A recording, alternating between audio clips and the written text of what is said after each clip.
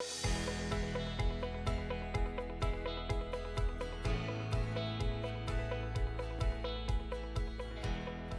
have two older brothers. One of them is now my business partner. The other is an anthropologist.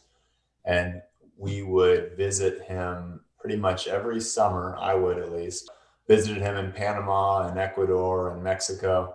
And for some reason, Latin desserts, and the paleta in particular, like, caught our eye, which is an interesting thing for some guys in their early 20s.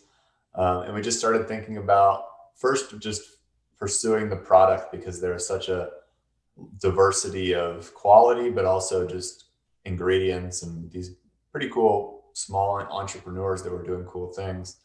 And then the trips kind of turned from exploratory just as a passion to more like studying for a business. Even though the business wasn't going to exist, it was just a fun like thing to have beers and talk about.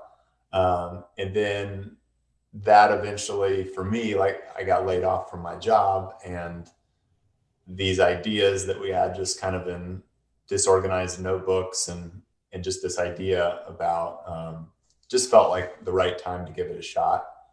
And I very much remember thinking, like, if insurance isn't a sure thing, there are no sure things. So you might as well have control over that, for better or for worse. We're still in the same business today. We've added a lot of wrinkles and different ways of selling pops, but some of the same flavors that we made year one are our best sellers today. And I think once we got started, though, we realized, maybe not the first year, but by the second year, that in order for the brand to be something memorable, it needed to be about more than the product and about the feeling that the people got purchasing the product or being around the product or getting the product.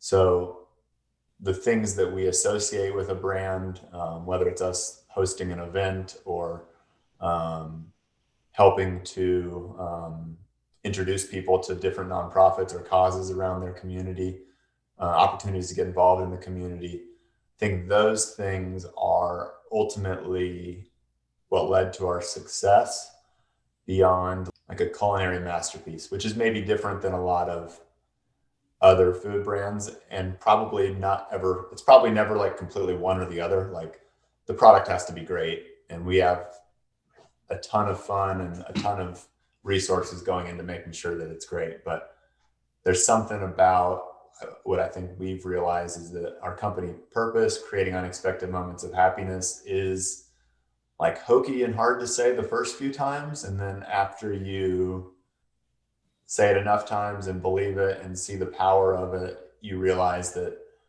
not only is it good just for the soul and for getting to impact people positively, but it's good for the business as well.